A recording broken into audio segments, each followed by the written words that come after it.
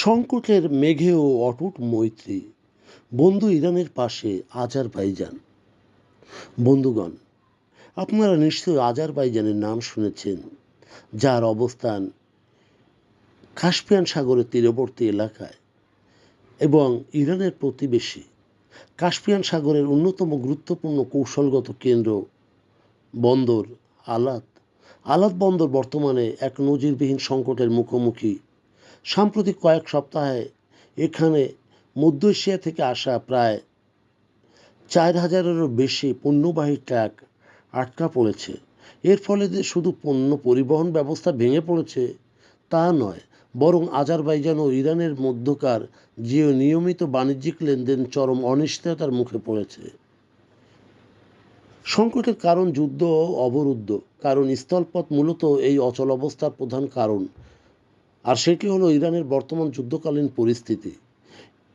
Israel ও মার্কিন যুক্তরাষ্ট্রের সাথে ইরানের চলমান সংঘাতের ফলে দেশটির আভ্যন্তরীণ নিরাপত্তা ব্যবস্থা বিপর্যস্ত হয়ে পড়েছে এবং নিরাপত্তার খাতিরেই নিয়মিত স্থলপথগুলি বলতে গেলে বন্ধ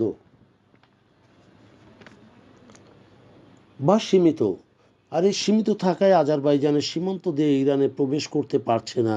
এই পরিস্থিতিতে দু দেশের মধ্যে বাণিজ্যিক সম্পর্কে বেশ কিছু জটিলতা তৈরি হয়েছে। পরিবহন ও লজিস্টিক বিপর্যয়। আজারবাইজানের আলাদ বন্দর থেকে ইরানের উপর দিয়ে যে ট্রানজিট রুট ব্যবহার হয় তা এখন কার্যত অকেজো। কারণ 4,000 ট্রাক আটকে থাকার অর্থ হলো যে কোটি কোটি ডলারের সম্পদ ও পচনশীল পণ্য নষ্ট হওয়ার ঝুঁকিতে রয়েছে। বিকল্প পথের অভাব।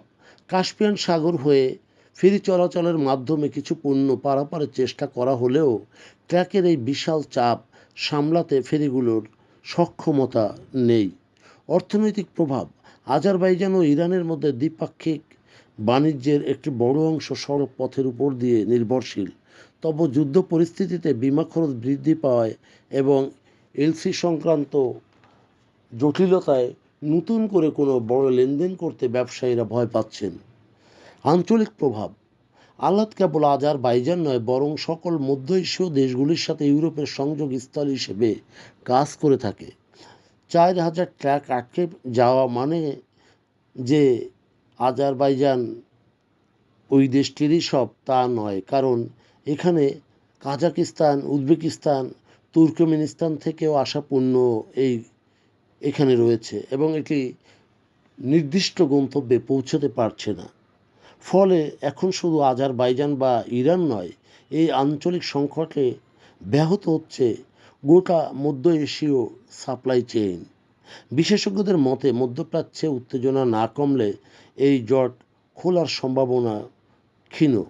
আজারবাইজান সরকার পরিস্থিতি সামাল দিতে বিকল্প করিডোর নিয়ে ভাবলেও বর্তমানে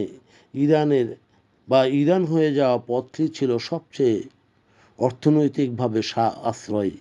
এটি উত্তরণ না হলে আলাদ বন্দরে পণ্যের বহর ক্রমশ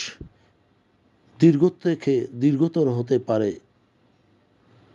প্রিয় বন্ধুগণ, যদি আমাদের এই তথ্য গল্প ভালো লাগে আপনার, তাহলে লাইক এবং শেয়ার দিন এবং আজ আমাদের সঙ্গে থাকার জন্যে ধন্যবাদ। আমাদের সঙ্গে থাকুন এবং বিশ্বকে জানুন।